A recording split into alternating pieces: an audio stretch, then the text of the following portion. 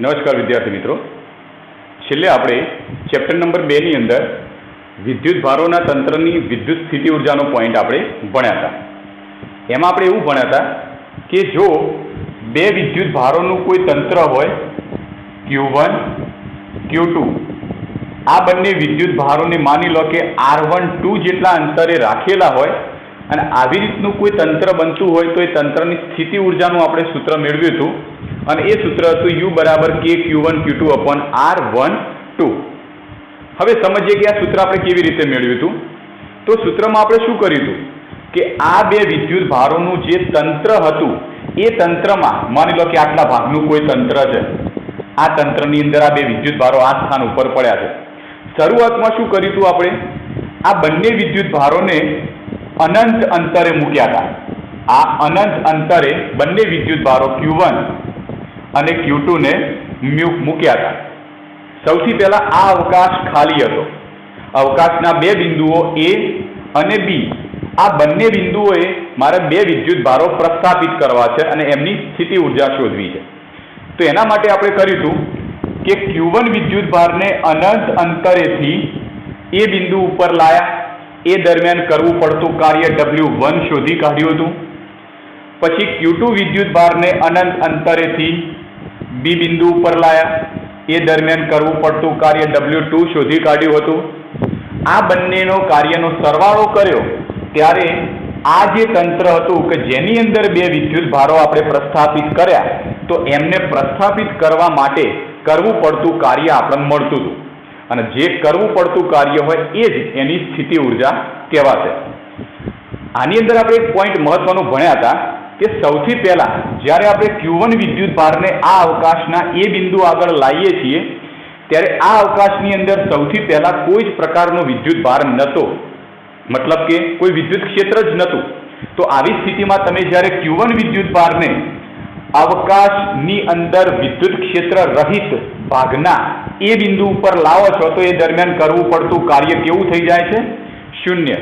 કેમ શૂન્ય થાય છે? કારણ કે Q1 વિદ્યુત ભારને અવકાશના એ બિંદુ આગળ લાવીએ છીએ ત્યારે શરૂઆતમાં કોઈ જ પ્રકારનો વિદ્યુત ભાર નહોતો અને વિદ્યુત ભાર ના હોય તો મતલબ વિદ્યુત ક્ષેત્ર પણ શૂન્ય હોય અને વિદ્યુત ક્ષેત્રની ગેરહાજરીમાં તમે કાર્ય કરો તો એ કાર્યનું મૂલ્ય શૂન્ય ગણાય.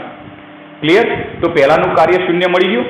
આ સ્થિતિમાં Q1 વિદ્યુત ભાર આ સ્થાન ઉપર આવી ગયો, એ બિંદુ આગળ Q1 વિદ્યુત ભાર આવી ગયો. જેવો Q1 વિદ્યુત ભાર આવી જશે ત્યારે Q1 વિદ્યુત ભાર પોતાની આજુબાજુમાં વિદ્યુત ક્ષેત્ર ઉત્પન્ન કરી દેશે.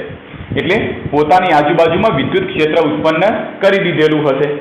હવે અનંત અંતરેથી Q2 વિદ્યુત ભારને આપણે B બિંદુ આગળ લાવીએ છીએ તો એ સ્થિતિમાં Q1 વિદ્યુત ભારનું જે વિદ્યુત ક્ષેત્ર હશે એ વિદ્યુત ક્ષેત્ર Q2 વિદ્યુત ભારને લાવીએ છીએ દરમિયાન એના સંપર્કમાં આવશે અને સંપર્કમાં આવશે જેના લીધે આપણને W2 કાર્યની કંઈક કિંમત મળશે.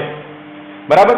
આ બંનેનો જ્યારે સરવાળો કરીએ છીએ અને આ બંનેના કાર્યનો જ્યારે સરવાળો કરીએ ત્યારે આ બંને વિદ્યુત ભારોને તંત્રના A અને B બિંદુ પર પ્રસ્થાપિત કરીએ તો એ દરમિયાન કરવું પડતું કુલ કાર્ય મળશે અને એ કાર્ય એ જ એની સ્થિતિ ઉર્જા ગણાય છે, જે આપણે નેક્સ્ટ થિયરીમાં જોઈશું. હવે આપણે નવી થિયરી લઈએ કે ત્રણ બિંદુવત વિદ્યુત ભારો હોય તો આ ત્રણ બિંદુવત વિદ્યુત ભારો એના તંત્ર માટે વિદ્યુત સ્થિતિ ઉર્જા કેટલી હશે સમજીએ. તો અહીંયા આગળ આકૃતિની અંદર આપણે ત્રણ બિંદુઓ બતાવી દીધા છે A, B અને C. આ ત્રણ બિંદુઓના સ્થાન R12, આ ધારો કે A બિંદુ આગળ વિદ્યુત ભાર Q1 લઈ લઈએ, B બિંદુ આગળ વિદ્યુત ભાર Q2 લઈ લઈએ અને C બિંદુ આગળ વિદ્યુત ભાર Q3 આપણે લઈ લઈએ.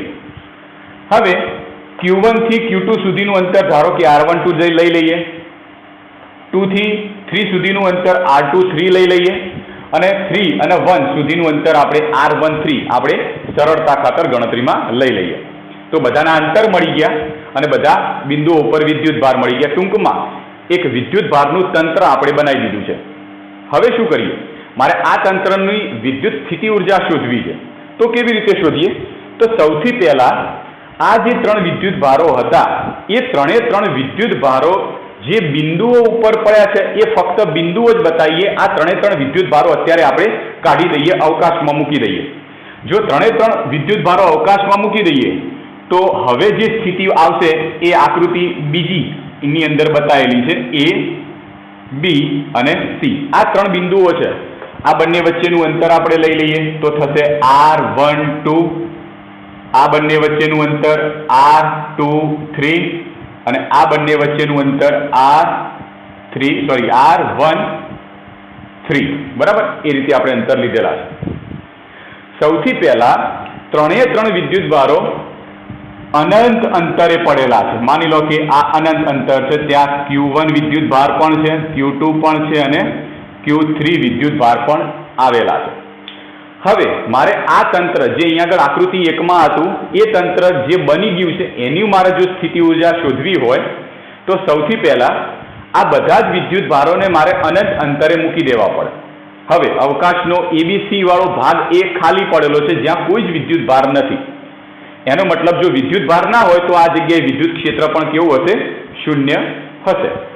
સૌથી પહેલા આપણે Q1 વિદ્યુત ભારને અનંત અંતરેથી અવકાશના એ બિંદુ ઉપર પ્રસ્થાપિત કરીએ. સૌથી પહેલા Q1 વિદ્યુત ભારને અનંત અંતરેથી અવકાશના એ બિંદુએ પ્રસ્થાપિત કરીએ. શું આ દરમિયાન કોઈ કાર્ય કરવું પડશે? વિચારો.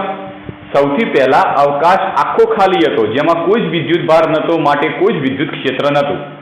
હવે Q1 વિદ્યુત ભારને અનંત અંતરેથી અવકાશના એ બિંદુ આગળ મારે પ્રસ્થાપિત કરવો છે. તો શું એ દરમિયાન કોઈ કાર્ય કરવું પડશે? તો જવાબ મળશે ના. કેમ? કારણ કે Q1 વિદ્યુત ભાર જ્યારે અવકાશના એ બિંદુએ પ્રસ્થાપિત થાય છે તો એ દરમિયાન કોઈ જ પ્રકારનું વિદ્યુત ક્ષેત્ર એના સંપર્કમાં આવતું નથી, માટે કોઈ જ પ્રકારનું કાર્ય થશે નહીં. તો W1 ની કિંમત કેવી થઈ જશે? 0. હવે શું કરીએ?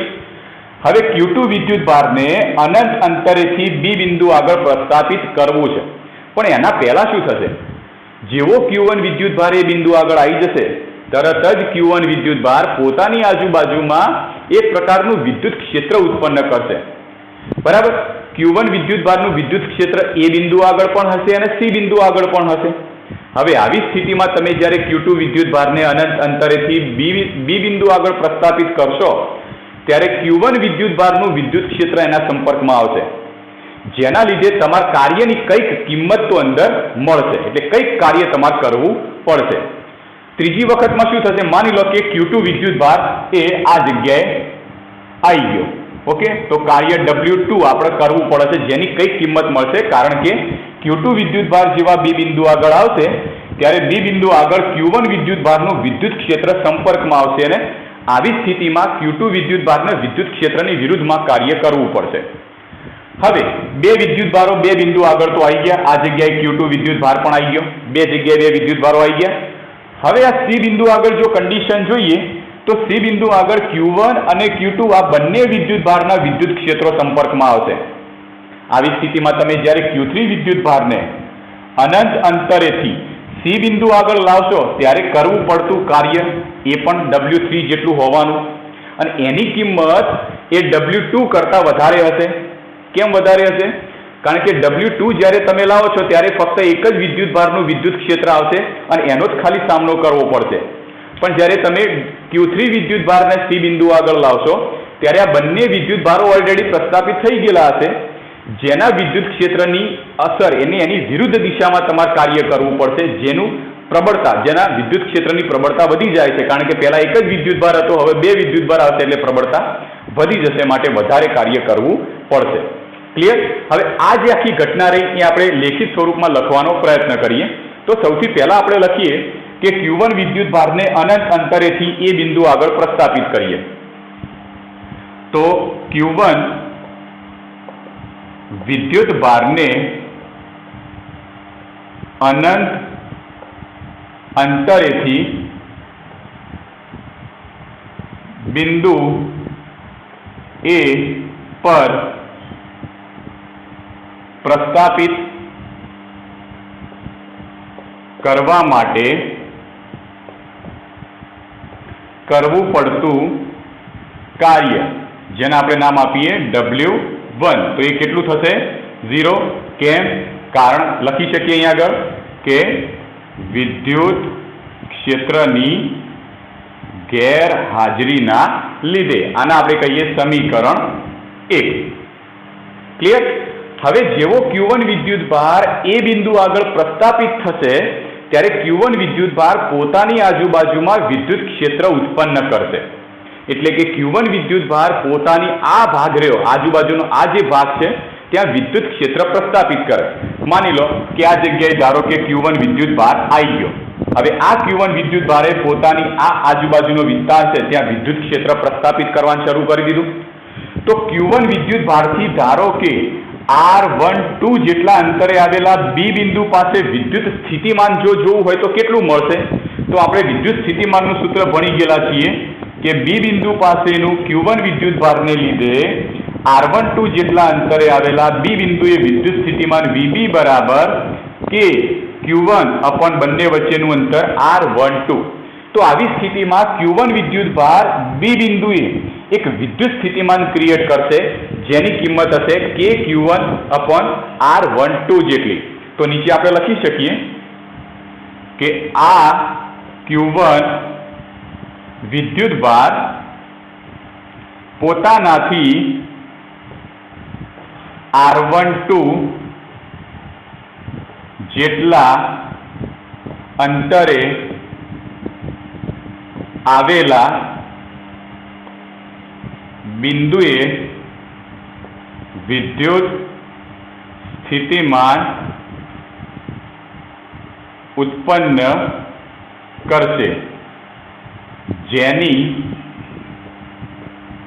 કિંમત VB બરાબર વિદ્યુત સ્થિતિમાન VB બરાબર સૂત્ર થશે કે Q1 અપોન R12. એટલે Q1 વિદ્યુતભાર પોતાની આજુબાજુમાં રહેલા B બિંદુ આગળનું કોઈ R12 જેટલા અંતરે રહેલા B બિંદુએ વિદ્યુત સ્થિતિમાન કેટલું ક્રિએટ કરશે કે Q1 અપોન R12. શું આમ કહી શકાય કે Q1 વિદ્યુતભાર પોતાનાથી R13 જેટલા અંતરે આવેલા C બિંદુએ પણ વિદ્યુત સ્થિતિમાન ઉત્પન્ન કરશે? હા, તો C બિંદુ આગળનું વિદ્યુત સ્થિતિમાન કેટલું મળશે? તો VC બરાબર કે Q1 અપોન R13. તો C બિંદુ આગળ પણ વિદ્યુત સ્થિતિમાન ઉત્પન્ન કરશે. તો એ પોઈન્ટનો ઉલ્લેખ કરવો હોય તો પણ આપણે કરી શકીએ. જ્યારે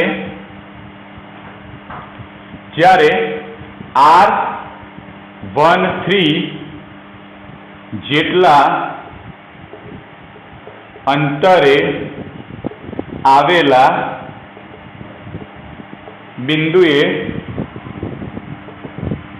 વિદ્યુત સ્થિતિમાન VC બરાબર સૂત્ર શું થશે કે Q1 અપોન R13 બરાબર. એટલે Q1 વિદ્યુતભાર જો આવી ગયો તો એ વિદ્યુતભારે B બિંદુ આગળનું વિદ્યુત સ્થિતિમાન આટલું ઉત્પન્ન કરી કાઢ્યું.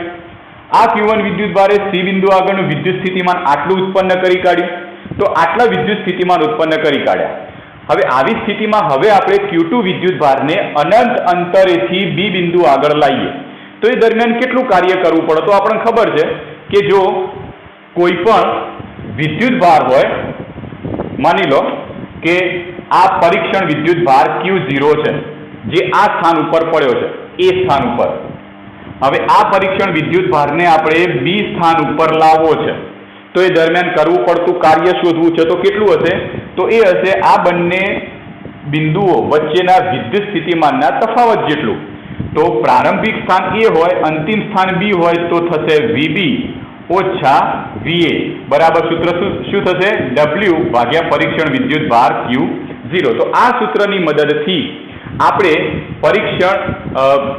પરીક્ષણ વિદ્યુતભારને એક બિંદુથી બીજા બિંદુ સુધી લાવીએ છીએ દરમિયાન કરવું પડતું કાર્ય શોધીએ છીએ.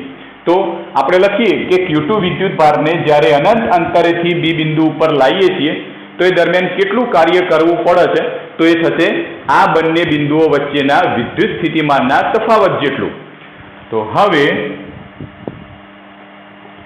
Q2 વિદ્યુતભારને અનંત અંતરેથી B બિંદુ સુધી લાવવા માટે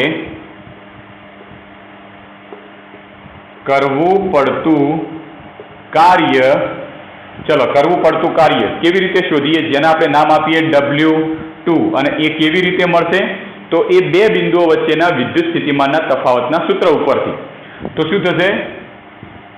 ચલો પ્રારંભિક સ્થાન અનંત અંતરનું, અંતિમ સ્થાન બી બિંદુનું, તો થશે VB ઓછા V ઇન્ફાઇનાઇટ બરાબર કાર્ય W2 ભાગ્યા કયો વિદ્યુત ભારને લાવો છો? Q2 ને, તો ભાગ્યા Q2 બરાબર. તો આપણને એક આ કિંમત અંદર મળી ગઈ છે.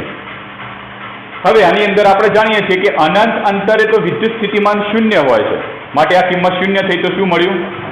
VB બરાબર W2 ભાગ્યા Q2, therefore W2 બરાબર Q2 ઇન્ટુ VB. હવે મિત્રો એક શોર્ટમાં સૂત્ર દર વખતે યાદ રાખજો, વારે ઘડી આપણે આ પ્રોસેસ કરવાની નહીં. એક શોર્ટમાં સૂત્ર યાદ રાખો કે જે પણ વિદ્યુત ભારને, માની લો કે પહેલો વિદ્યુત ભાર તો તમે લાવી દીધો બરાબર, એનું વિદ્યુત ક્ષેત્ર ચારે બાજુ હશે, એ પણ આપણે પ્રસ્થાપિત કરી દીધું. એના પછી કોઈ પણ વિદ્યુત ભારને તમે અનંત અંતરેથી આપેલા કોઈ પણ બિંદુ સુધી લાવો તો એ દરમિયાન કરવું પડતું કાર્ય શોર્ટમાં આ સૂત્રથી પણ દર્શાવી શકો કે જે વિદ્યુત ભારને, ધારો કે Q2 વિદ્યુત ભારને હું બી બિંદુ ઉપર લાવું છું, તો એ દરમિયાન કરવું પડતું કાર્ય W2 દર્શાવ્યું છે. તો W2 બરાબર જે વિદ્યુત ભારને લાવો એ વિદ્યુત ભાર એટલે Q2, અને આ વિદ્યુત ભાર જે બિંદુ આગળ લાવો એનું વિદ્યુત સ્થિતિમાન VB. એટલે ટૂંકમાં આ જ સૂત્ર મૂકવાનું, વારે ઘડી આ પ્રોસેસ કરવાની કોઈ જરૂર નથી. તો W2 બરાબર Q2 ગુણ્યા VB. માની લો કે Q3 વિદ્યુત ભારને તમે આ જગ્યાએ લાવો તો શું લખો? તો Q3 ગુણ્યા C બિંદુ આગળ લાવો છો તો C બિંદુનું વિદ્યુત સ્થિતિમાન VC બરાબર. તો આ રીતે W2 મળ્યું. ત્યાં આગળ આપણે VB ની કિંમત મૂકી દઈએ આ રીતે. તો VB ની કિંમત જો મૂકીએ તો શું થશે ચેક કરીએ.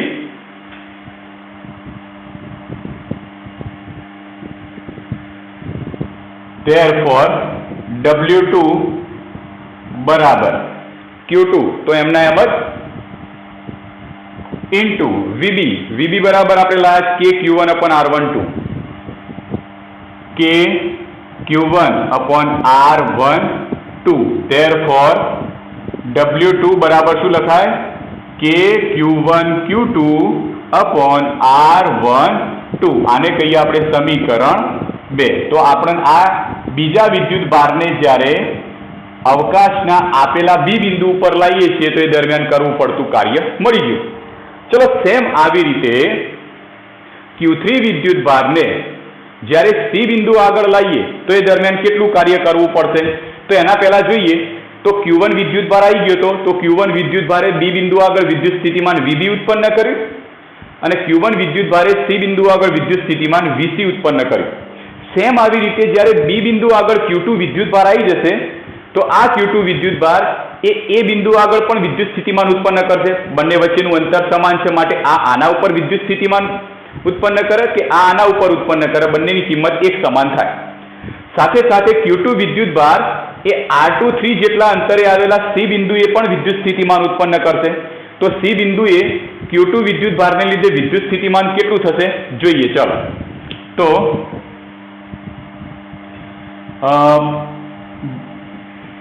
વિદ્યુત ભાર Q2 ના લીધે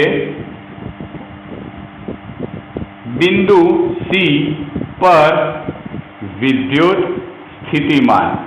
ચલો કેવી રીતે લખીએ તો એક કામ કરીએ, કારણ કે સંજ્ઞા એક સરખી થઈ જશે તો આપણે એક કામ કરીએ. પહેલા Q1 વિદ્યુત ભારે બી બિંદુ આગળ વિદ્યુત સ્થિતિમાન, જેને V, આ જે V આ Q1 અને Q2 નું છે ને, તો અહીંયા આગળ આપણે લખીએ VAB બરાબર, આ બંનેનું.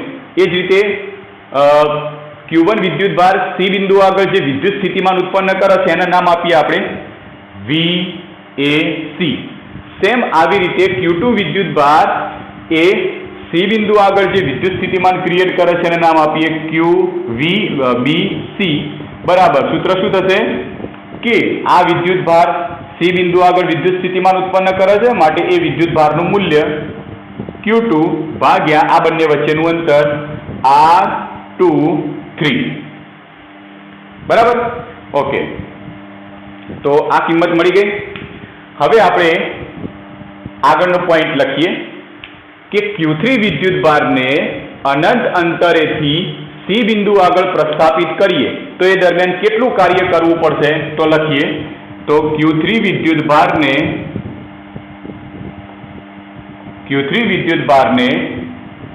અનંત અંતરેથી C બિંદુએ પ્રસ્થાપિત કરવા માટે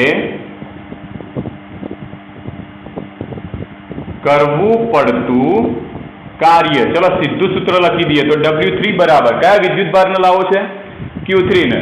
તો Q3 ગુણ્યા એને કઈ જગ્યાએ લાવો છે? C બિંદુએ. તો VC.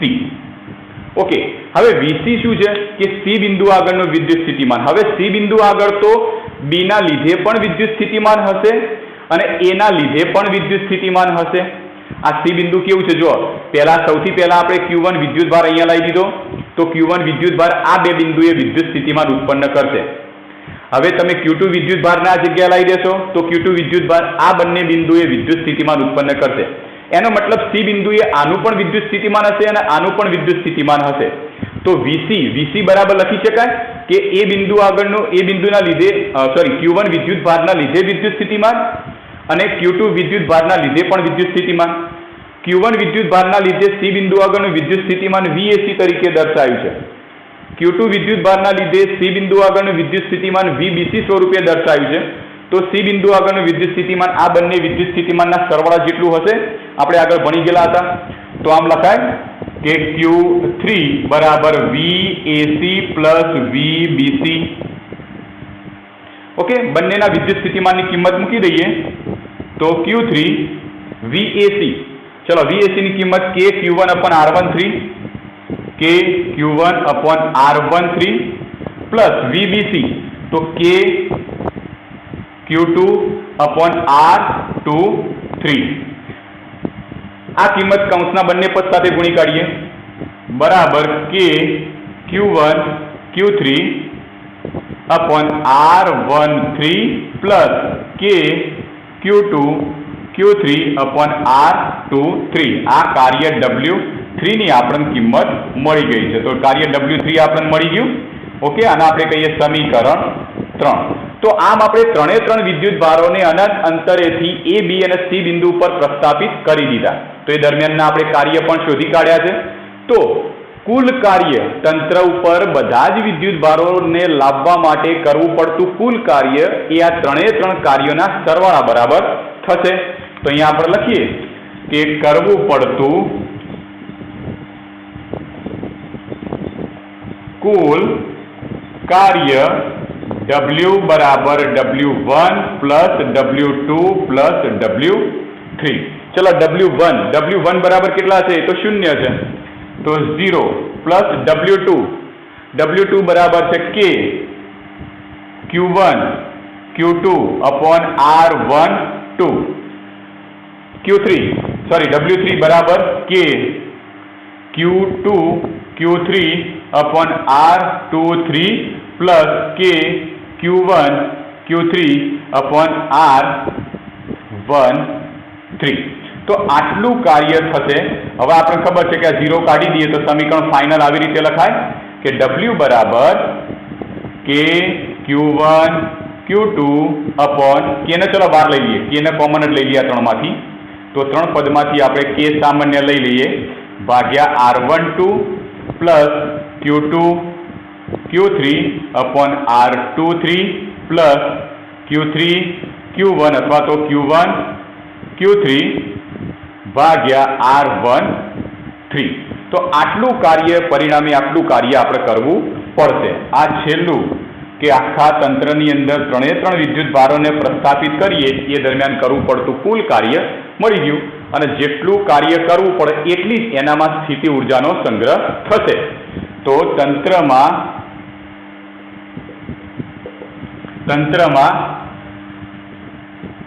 વિદ્યુતભારોને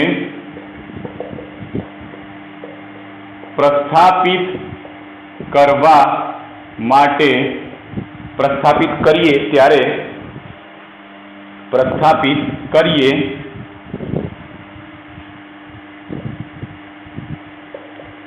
ત્યારે તંત્રની કુલ સ્થિતિ ઉર્જા U બરાબર સ્થિતિ ઉર્જા U બરાબર તો જેટલું કાર્ય કરશો એટલી જ એના અંદર સ્થિતિ ઉર્જા હશે તો U અહીંયા આગળ લખીએ U બરાબર W બરાબર K સૂત્ર થશે Q1 Q2 upon R12 Q2 Q3 upon R23 Q3 Q1 અથવા તો Q1 Q3 upon R13 clear તો આ આપણને મળ્યું ફાઇનલ સૂત્ર કે આ સૂત્રની મદદથી આપણે કોઈ પણ 3 વિદ્યુત ભારોનું તંત્ર હોય તો એ 3 વિદ્યુત ભારના તંત્રમાં કેટલી સ્થિતિ ઉર્જા મળશે એ સ્થિતિ ઉર્જા આપણે શોધી શકીએ વિદ્યુત સ્થિતિ ઉર્જા બરાબર છે પણ આ 3 કરતાં વધારે વિદ્યુત ભારો હોય તો 3 કરતાં વધારે વિદ્યુત ભારો તો આ પદ આગળના આગળ ચાલે જશે હવે કન્ફ્યુઝન એ આવે કે અહીંયા આગળ આ જે જોડ બનાવેલી છે આ બધી જોડ બનાવી તો n વિદ્યુત ભાર માટે આપણે કેવી રીતે જોડ બનાવીએ આ જો તમને દેખાય છે કે ના અંદર બધા પદની અંદર સાથે k ગુણી કાઢો તો આ પહેલા પદ થશે k Q1 Q2 upon R12 એનો મતલબ Q1 અને Q2 વચ્ચેની સ્થિતિ ઉર્જા k ના આની સાથે ગુણી કાઢો તો k Q2 Q3 upon R23 તો બીજા અને ત્રીજા પદ બે વિદ્યુત ભારો વચ્ચેની સ્થિતિ ઉર્જા અને k Q1 Q3 upon R13 લઈ લો તો ત્રીજા અને પહેલા વિદ્યુત ભાર વચ્ચેની સ્થિતિ ઉર્જા તો આમ સ્થિતિ ઉર્જા એ કોઈ પણ બે વિદ્યુત ભારો વચ્ચેની હોય છે કોઈ પણ બે વિદ્યુત ભારો હોય તો એમના વચ્ચેની આપણને સ્થિતિ ઉર્જા મળશે માની લો કે n વિદ્યુત ભારો હોય અથવા તો ચલો n ના બદલે આપણે લઈ લઈએ કોઈ આંકડો 6 વિદ્યુત ભારો છે તો આ 6 વિદ્યુત ભારોનું કોઈ તંત્ર હોય તો એના માટે આ સૂત્ર બનાવવું હોય સ્થિતિ ઉર્જા U નું તો કેવી રીતે બનાવાશે તો શોર્ટમાં સૂત્ર યાદ રાખજો શોર્ટની અંદર એક સૂત્ર યાદ રાખો કે આવી જોડો માની લો કે 3 વિદ્યુત ભારો હતા તો 3 જોડ મળી આવા માની લો કે 5 વિદ્યુત ભારો છે આવા 5 વિદ્યુત ભારોનું તંત્ર છે તો આવી કેટલી જોડ મળશે કેટલી વાર આવા પદ લખવાનું થશે તો એના માટે શોર્ટમાં સૂત્ર યાદ રાખો કે n વિદ્યુત ભારોના તંત્ર માટે સૂત્ર યાદ રાખજો n × n-1/2 આટલી જોડ મળે n વિદ્યુત ભારોનું તંત્ર હોય તો એના માટે કેટલી જોડ મળશે તો n × n-1 માની લો કે વિદ્યુત ભારોની સંખ્યા 5 છે તો આપણને આવી કેટલી જોડ મળશે તો 5 વિદ્યુત ભારો હોય તો n બરાબર 5 મૂકી દો તો થશે 5 × 5 - 1 એટલે 4 ભાગ્યા 2 તો 5 ચોક 20 ભાગ્યા 2 એટલે 10 તો આવી તમારે 10 જોડ લખવાની થાય આવી 10 જોડ લખવાની યાદ રાખવાનું કે 1 થી 2 અને 2 થી 1 એ એક જ જોડ કહેવાય બરાબર આપણે ઉદાહરણ ગણીશું એટલે આપણને થોડો આઈડિયા વધારે ક્લિયર થશે આવી રીતે ધારો કે 10 વિદ્યુત ભારો હોય તો 10 ગુણ્યા 10 ઓછા 1 એટલે 9 તો 10 9 90 ભાગ્યા 2 એટલે 45 તમાર જોડો લખવાની થશે તો આવી કેટલી જોડો લખવી જો પરીક્ષામાં પ્રશ્ન પૂછાય કોઈ દાખલો પૂછાય એમાં તમારે સ્થિતિ ઉર્જાનું સૂત્ર મૂકવું હોય તો આવી કેટલી તમારે જોડો અંદર લખવાની થાય તો આવી તમારે જોડો લખવાની થશે જો 3 વિદ્યુત ભારો હોય તો 3 વિદ્યુત ભારો માટે જો અહીંયા આગળ 3 મૂકી દો તો 3 × 3 ઓછા 1 એટલે 2 ભાગ્યા 2 એટલે 2 કેન્સલ તો 3 જોડ થઈ ગઈ આવા 5 વિદ્યુત ભારો હોય તો 5 ગુણ્યા 5 ઓછા 1 એટલે 4 5 ચોક 20 ભાગ્યા 2 એટલે 10 તો 10 જોડ તમારે કરવાની થાય બરાબર એ આપણે દાખલા ગણીશું ત્યારે ક્લિયર થઈ જશે તો આવી રીતે કોઈ 3 બિંદુવાદ વિદ્યુત ભારો હોય એના તંત્ર માટે વિદ્યુત સ્થિતિ ઉર્જા મેળવવી હોય તો આ રીતે આપણે લખી અને મેળવી શકીએ તો આના ઉપરના દાખલા છે આપણે નેક્સ્ટ લેક્ચરમાં સમજીશું